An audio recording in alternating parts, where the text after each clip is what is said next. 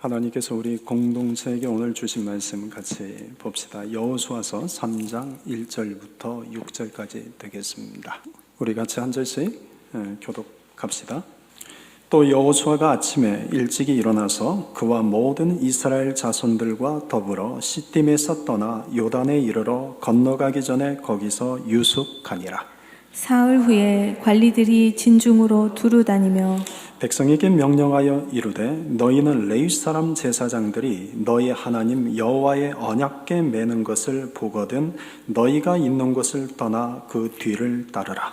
그러나 너희와 그 사이 거리가 2000 규빗쯤 되게 하고 그것에 가까이 하지는 말라. 그리하면 너희가 행할 길을 알리니 너희가 이전에 이 길을 지나보지 못하였음이니라 하니라. 여호수아가 또 백성에게 이르되 너희는 자신을 성결하게 하라. 여호와께서 내일 너희 가운데 기이한 일들을 행하시리라. 여호수아가 또 제사장들에게 말하여 이르되 언약궤를 메고 백성에 앞서 건너라 하매 곧 언약궤를 메고 백성에 앞서 나아가니라. 아멘. 믿음을 따를 것인가, 현실을 따를 것인가? 우리는 매일 눈에 보이는 현실과 보이지 않는 믿음 사이의 갈림길에 서게 됩니다. 눈앞의 현실은 거대하고 선명해 보입니다. 그러나 믿음은 때론 보이지 않는, 내 손에 잡히지 않는 것처럼 막막하게 느껴집니다. 그래서 우리는 너무나 쉽게 현실이라는 것에 손을 잡으며 살아갑니다. 그러나 참된 신앙인은 눈에 보이는 현실에 머무는 사람이 아닙니다. 현실 너머에서 일하고 계시는 하나님을 믿음으로 바라보며 묵묵히 믿음의 길을 걷는 자입니다. 믿음의 길을 걷는다는 것은 구체적으로 무엇을 의미할까요? 믿음의 길을 걷는다는 것은 구체적으로 하나님의 말씀을 따르는 것을 의미합니다.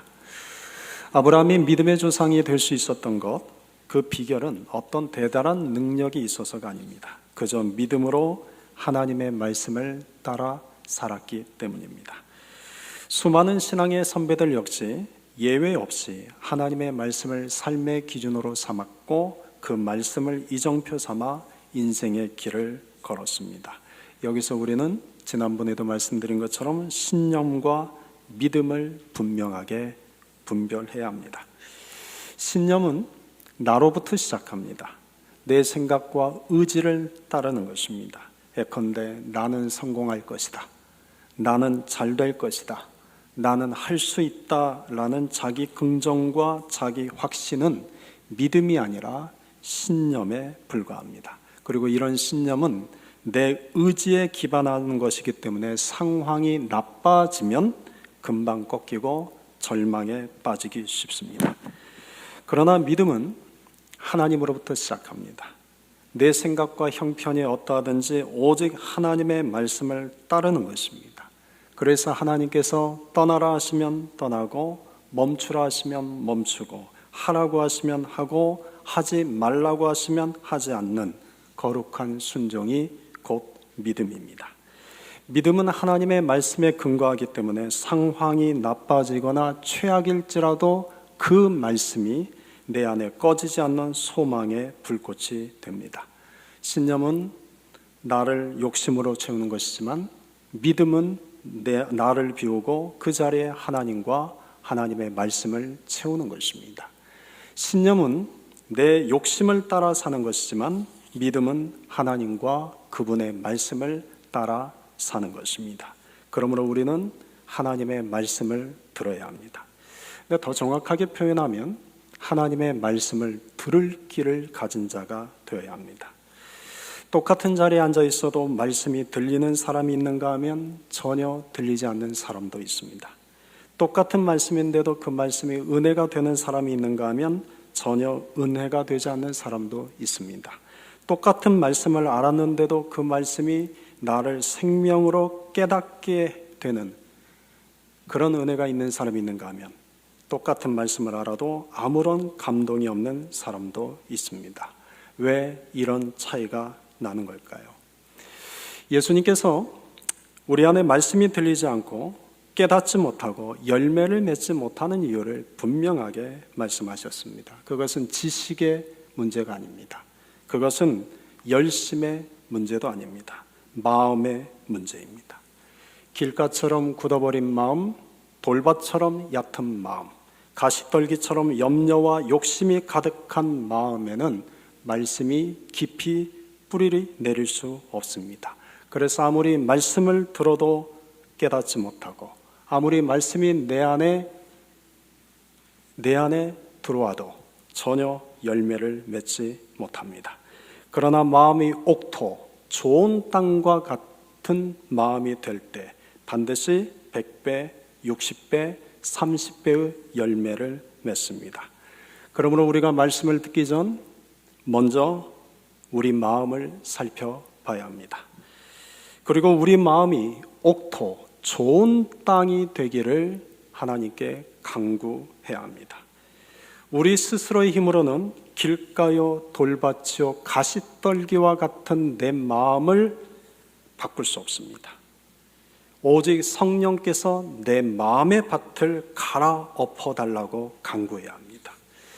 그런데 성령께서 내 마음의 밭을 갈아엎는 그 과정은 굉장히 고통스럽고 아픕니다. 괴롭습니다. 내 고집에 꺾여야 되고 숨겨둔 상처가 파헤쳐져야 되기 때문입니다. 그러나 그 아픔은 우리를 살릴 말씀의 씨앗을 품기 위한 하나님의 거룩한 다스림입니다. 내 마음이 성령의 다스림을 받아서 옥토, 좋은 땅이 될 때 비로소 하나님의 말씀이 들리기 시작합니다. 그리고 말씀의 은혜를 받게 됩니다. 말씀의 깊은 의미를 깨닫게 됩니다. 그리고 그 말씀이 내 삶을 변화시키는 능력이 됩니다. 단순히 말씀을 머리로 아는 신앙 단계에서 넘어 그 말씀을 믿고 따라가는 삶을 살게 됩니다. 열매 맺는 신앙이 됩니다. 저는 이 시간 성령님께서 우리의 마음을 갈아엎어 주셔서 옥토와 같은 마음이 되게 하여 주시기를 소망합니다. 그래서 하나님의 말씀이 막힘없이 들려지고 하나님의 그 말씀이 나에게 은혜가 되고 또한 그 말씀이 내 안에서 깊이 깨달아지기를 소망합니다. 그리하여 현실을 넘어 믿음으로 말씀을 따르는 삶을 통해 열매 맺는 자들이 되기를 주님의 이름으로 축원드립니다. 여리고성을 정탐하고 돌아온 두 정탐꾼들의 보고는 확신에 차 있었습니다. 그들의 보고의 핵심은 진실로 여호와께서 그 온 땅을 우리 손에 주셨습니다 라는 고백이었습니다. 사실 여리고성은 난공불락의 요새였습니다. 성벽은 높고 견고했고 안에는 잘 훈련된 군사들과 수많은 무기들이 가득했습니다. 반면 이스라엘 백성들은 정규 군사훈련조차 받은 적이 없는 오합지졸에 불과했습니다. 현실적으로만 생각한다면 여리고성은 결코 정복할 수 없는 거대한 장벽이었습니다. 그럼에도 불구하고 두 정탐꾼은 돌아와서 승리를 확신하며 보고를 합니다. 이 두 정탐꾼은 왜 이렇게 승리를 확신하며 보고했던 걸까요? 그들은 이방 여인이자 기생이었던 라합의 고백 속에서 세밀하게 들려오는 하나님의 음성을 들었기 때문입니다. 라합은 이같이 고백을 했습니다. 여호수아 2장 9절을 보면 여호와께서 이 땅을 너희에게 주신 줄을 내가 아노라. 자칫 대수롭지 않게 들을 수도 있었습니다. 아주 위대한 선지자가 한 말도 아니요 아주 능력 있는 목회자가 말한 것도 아닙니다. 그저 이방 여인이요 기생에 불과한 여인입니다. 그런데 그 여인이 하는 말을 듣고 두 정탐꾼은 하나님의 음성으로 들은 것입니다. 그래서 그는 돌아와서 담대하게 진실로 여호와께서 그 온 땅을 우리에게 주셨습니다 라고 보고한 것입니다. 하나님은 때론 우리에게 전혀 예상하지 못한 사람을 통해서도 말씀하십니다. 중요한 것은 우리에게 하나님의 음성을 들을 줄 아는 영적인 민감함이 있느냐는 것입니다. 성령이 우리 마음을 다스리면, 성령님이 우리 마음을 다스리고 있으면 우리는 아주 평범한 일상 속에서도 하나님의 음성을 듣게 됩니다. 내 삶에 일어나는 크고 작은 일이나 사건들을 통해서도 하나님의 음성을 듣게 됩니다. 굳이 위대한 목사나 위대한 선지자가 말하지 않아도 전혀 예상하지 못한 어느 누군가의 입을 통해서도 하나님의 음성을 듣게 됩니다. 영적으로 민감해지기 때문입니다. 어느 여집사님이 몸이 아파서 주일에 교회를 안 가려고 했습니다. 근데 남편은 교회를 다니지 않는 분이신데 그런 아내를 보며 이렇게 말하더랍니다. 오늘은 교회 안 가? 아파도 교회 가서 예배 드려야지. 그 집사님 말, 믿지 않는 남편이 하는 그 말이 하나님의 음성으로 들리더랍니다. 그래서 아픈 몸을 이끌고 교회 예배 드리러 갔답니다. 그 집사님의 마음을 성령이 다스리고 있었던 겁니다. 그런데 만일 성령님이 그 집사님의 마음을 다스리고 있지 않았다면 남편의 말을 들었을 때 어떤 반응이 일어났을까요? 우리가 너무나 쉽게 예상할 수 있는 거죠. 당신이나 교회 좀 다녀. 당신이나 교회 다니면서 나한테 그런 말해. 라고 감정적 반응을 보였을 것입니다. 여러분, 성령이 내 마음을 다스리면 하나님의 말씀에 예민해집니다. 성령이 내 마음을 다스리면 하나님의 음성에 예민해집니다. 그러나 성령의 다스림을 받지 못하면 내 감정에 예민해집니다. 그래서 주변의 권면을 하나님의 음성으로 듣지 못하고 주변의 권면을 하나님의 사인으로 받지 못하고 자존심의 상처나 반발심으로 반응하게 됩니다. 그런데 오늘 본문에 나오는 두 정탐꾼은 성령의 다스림을 받는 자들이었습니다. 그래서 이방 여인, 그것도 기생 라비 하는 말을 듣고 그 말을 하나님의 음성으로 들었던 겁니다. 그래서 진실로 여호와께서 그 온 땅을 우리 손에 주셨다라고 확신에 찬 믿음으로 보고한 것입니다. 여호수아는 이 두 정탐꾼의 보고를 들었습니다. 그리고 다음 날 3장 1절을 보면 여호수아가 이와 같이 행동하기 시작합니다. 3장 1절 같이 읽읍시다.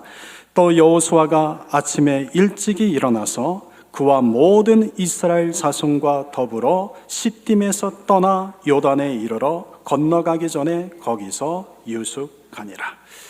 여호수아도 두 정탐꾼의 보고를 들었을 때 하나님의 음성으로 들은 것입니다.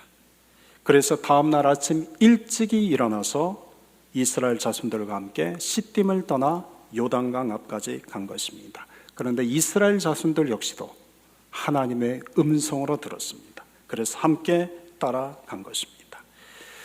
여러분, 지금 이스라엘 백성들 안에 성령이 역사하고 있는 것이 보이십니까? 이스라엘 백성들 안에 지금 성령이 역사하고 있습니다. 그리고 저들은 모두 다 영적인 민감함들이 있습니다. 이로 인해서 저들은 하나님의 음성을 듣습니다. 그리고 믿음의 선순환이 저들 안에 이루어집니다. 성령이 다스리시고 성령이 역사하는 공동체는 영적으로 민감하고 믿음의 말이 서로 통하게 됩니다. 그래서 우리 안에 서로 믿음의 선순환이 일어납니다. 그러나 성령이 역사하지 않는 공동체는 서로 감정만 예민해집니다. 서로 믿음의 말이 통하지 않게 됩니다. 그래서 믿음의 선순환이 아닌 믿음의 악순환이 일어납니다. 저는 우리 공동체가 성령이 역사하시는 공동체요, 감정에 예민한 공동체가 아니라 하나님 말씀에 예민한 공동체가 되고 서로 믿음의 말이 통하는 믿음의 선순환이 일어나는 공동체가 되기를 소망합니다. 지금 이스라엘 안에는 그와 같은 은혜가 있었습니다. 두 정탐꾼의 보고를 들었을 때 여호수아는 영적인 민감함으로 하나님의 음성을 들었습니다. 그래서 그는 지체하지 않았습니다. 머뭇거리지 않았습니다. 이스라엘 백성들도 하나님의 음성으로 들었습니다. 그래서 다음 날 아침 일찍 일어나 여호수아와 이스라엘 백성들이 함께 더불어 시딤을 떠나 요단강 앞까지 전진했습니다. 그리고 2절에 보면 그 요단강 앞에서 며칠 동안 머물게 됩니다. 사흘 동안입니다. 하나님께서 요단강 앞에서 3일 동안 머물게 한 것입니다. 이때 3일 동안 무엇을 해야 하는지 하나님은 아무런 명령을 내리지 않으셨습니다. 분명 하나님의 음성을 듣고 요단강 앞까지 갔는데 하나님은 아무런 말씀을 하지 않았습니다. 그래서 여호수아도 아무런 명령을 내리지 않습니다. 이때는 계절적으로 늦봄이었습니다. 곧 요단강이 범람하는 시기였습니다. 헬몬산에서 눈 녹은 차가운 물이 흘러내려 요단강의 물은 불어나고 수심은 깊고 차가웠습니다. 그래서 이 당시에는 아무리 수영을 잘해도 결코 헤엄쳐 건너갈 수 없었습니다. 그렇다면 요단강을 건너려면 많은 준비가 필요합니다. 그런데 3일 동안 무엇을 해야 하는지 아무런 명령이 내려지지 않았습니다. 이 기간 동안 이스라엘 백성들이 한 일이라고는 그저 흘러가는 요단 강물을 바라만 보는 것뿐이었습니다. 여러분, 이때 이스라엘 백성들은 무엇을 생각했을까요? 40년 전에도 이런 일이 있었습니다. 홍해바다 앞에서 광야 1세대인 부모 세대는 이때 홍해바다 앞에서 우왕좌왕하며 불평과 원망을 쏟아냈었습니다.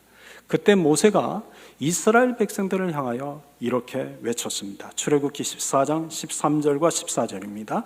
모세가 백성에게 이르되 너희는 두려워하지 말고 가만히 서서 여호와께서 오늘 너희를 위하여 행하시는 구원을 보라.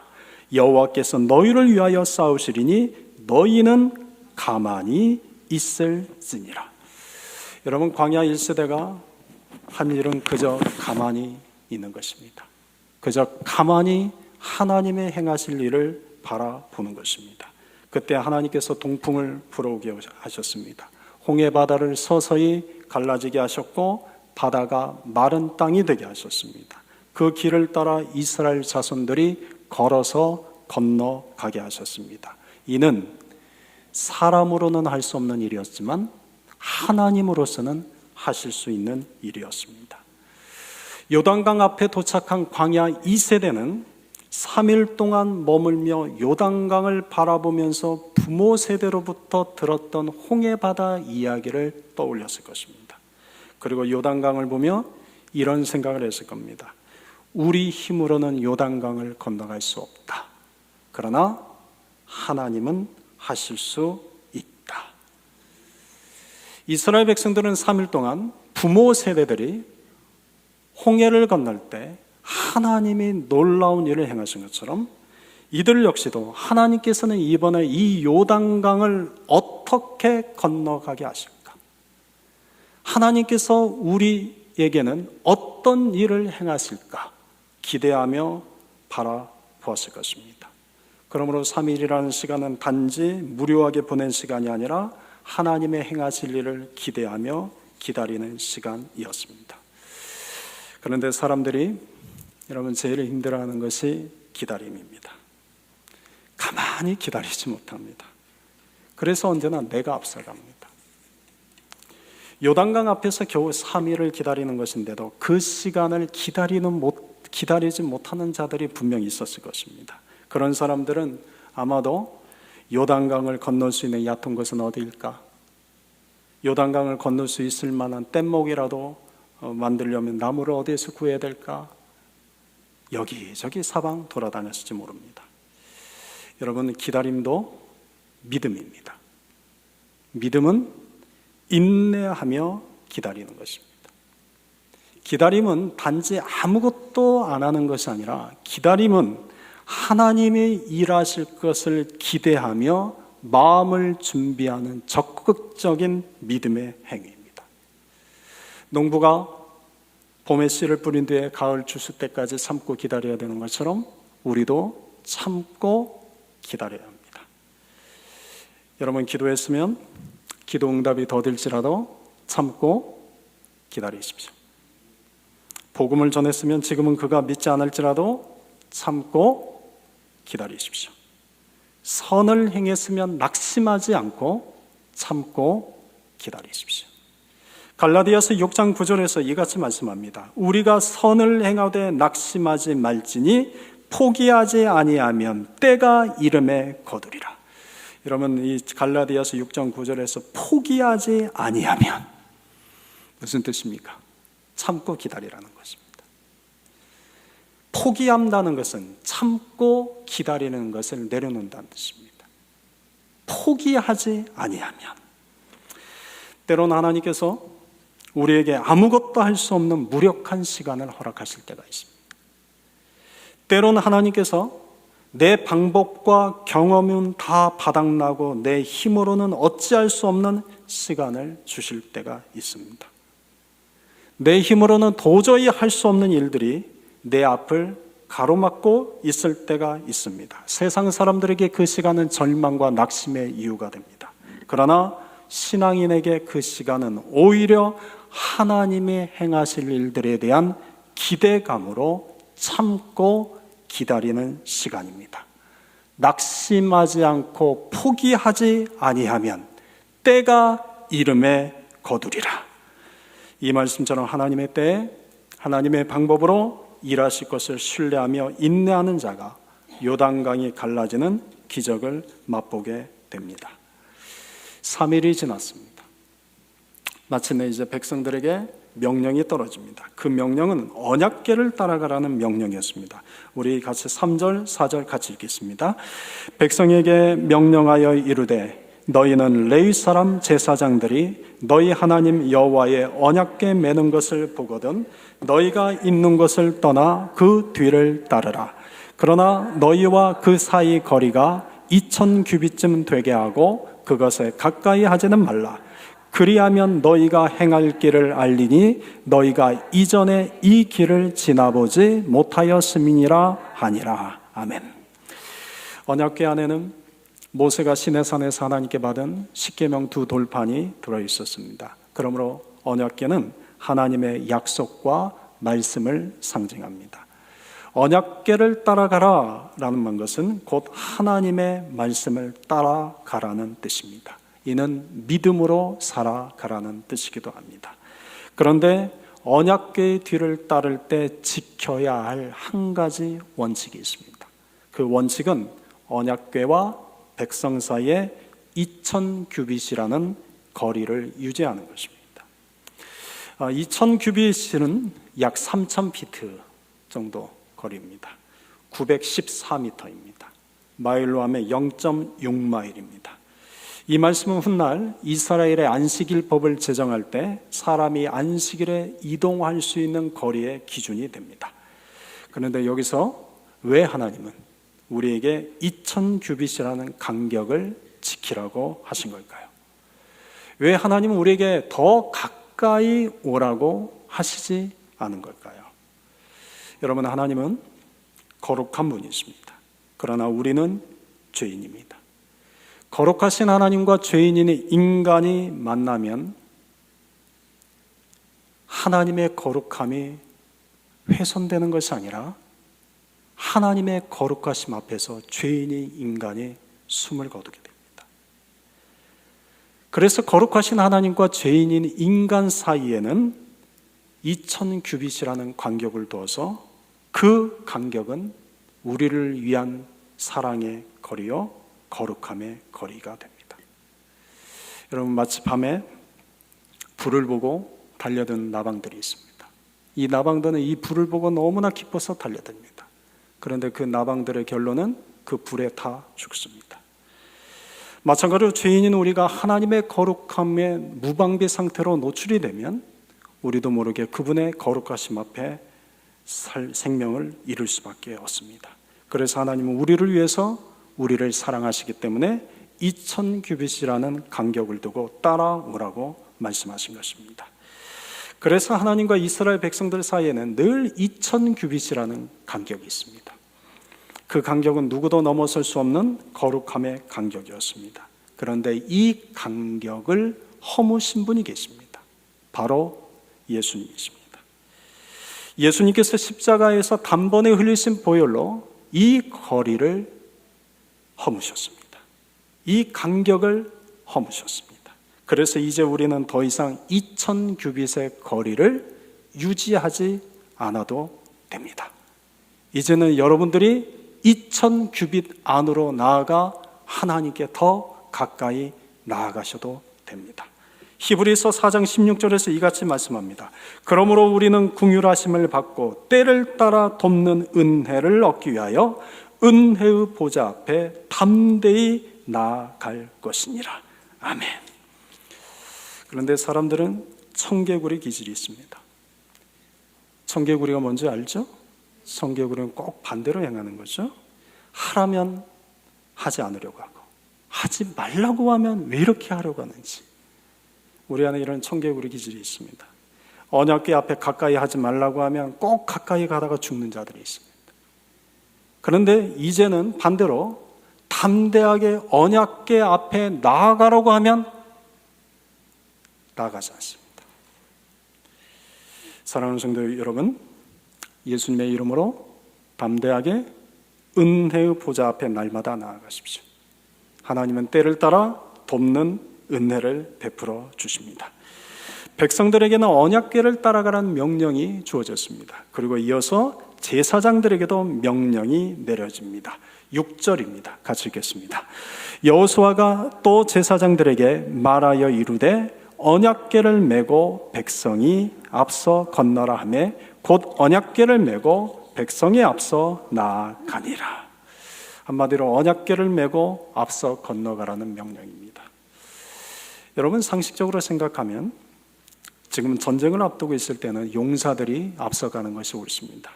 그런데 하나님께서는 언약궤를 맨 제사장들이 맨 앞에서 건너가게 하십니다. 여러분, 그 이유는 무엇일까요? 가나안 정복은 단순히 땅을 정복하기 위한, 땅을 차지하기 위한 일이 아닙니다.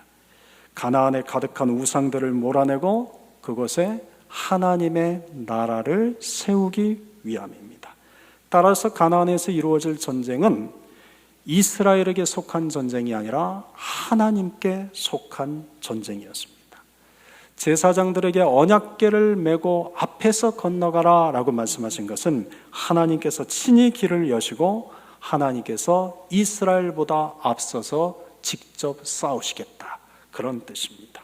그러므로 이스라엘 백성들이 할 일은 언약궤를 따라 자신의 경험, 자신의 지략은 내려놓고 묵묵히 믿음으로 언약궤를 따라가는 것뿐입니다. 우리 인생도 마찬가지입니다. 하나님은 눈에 보이지 않습니다. 그러나 하나님은 우리에게 눈에 보이는 말씀, 곧 성경을 주셨습니다.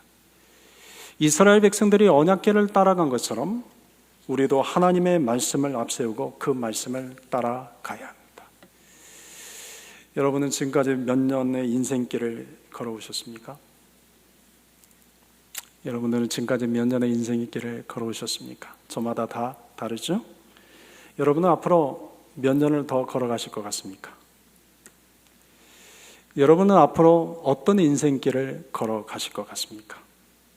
오늘 본문 4절 하반절을 보면 우리가 어떤 길을 걷게 될지를 이렇게 한마디로 말씀하십니다. 너희가 이전에 이 길을 지나보지 못하였음이니라. 앞으로 우리가 걸어갈 인생길은 이전에 한 번도 가보지 않은 길이라는 말씀입니다. 그런데 하나님은 우리가 이전에 한 번도 가보지 않은 그 길을 이미 다 알고 계십니다. 저는 처음 가는 길을 갈 때 주저하지 않고 내비게이션을 켭니다. 저는 주로 구글맵을 이용합니다. 구글맵이 안내해주는 길을 그대로 믿고 따라갑니다. 때로는 돌아가는 길처럼 여겨질 때가 있을지라도 결국 가장 빠르고 정확한 길로 인도해 줍니다. 그래서 내비게이션을 저는 그냥 믿고 따라갑니다. 하나님께서는 우리 인생의 가장 완벽한 내비게이션으로 성경을 주셨습니다.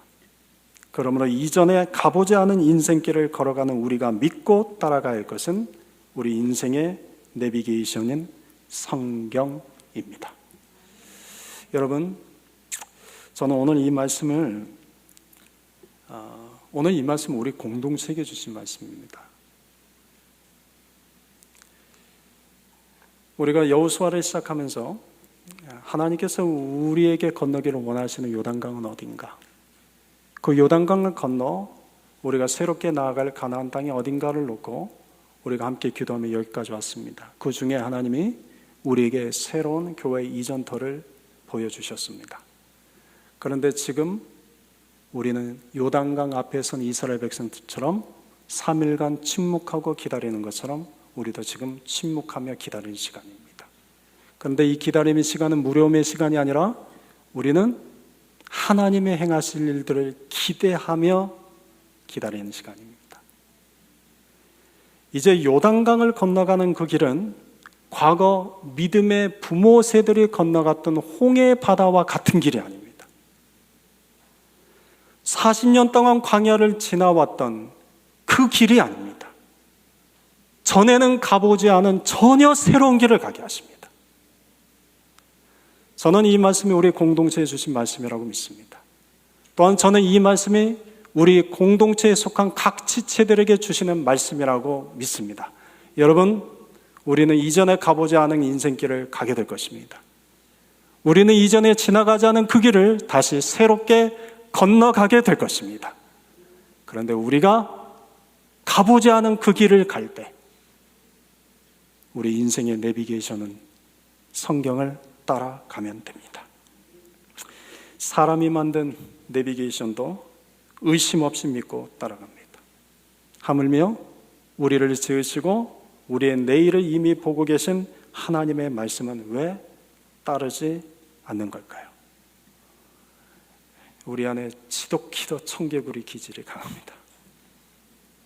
정말 강합니다. 하라는 것은 정말 하지 않습니다.